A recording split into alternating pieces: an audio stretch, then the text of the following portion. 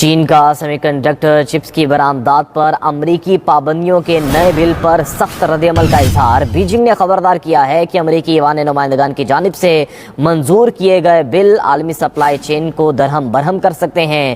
چینی وزارت تجارت کے مطابق امریکہ قومی سلامتی کے نام پر تجارتی پابندیوں کا ناجائز استعمال کر رہا ہے۔ برآمدی کنٹرول کے غلط استعمال سے بین الاقوامی اقتصادی نظم و ضبط کو شدید نقصان پہنچے گا۔ اس اقدام سے عالمی چپس انڈسٹری متاثر ہوگی۔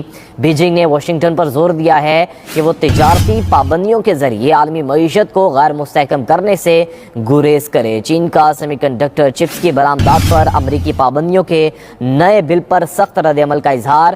بیجنگ نے خبردار کیا ہے کہ امریکی ایوان نمائندگان کی جانب سے منظور کیے گئے بل عالمی سپلائی چین کو درہم برہم کر سکتے ہیں۔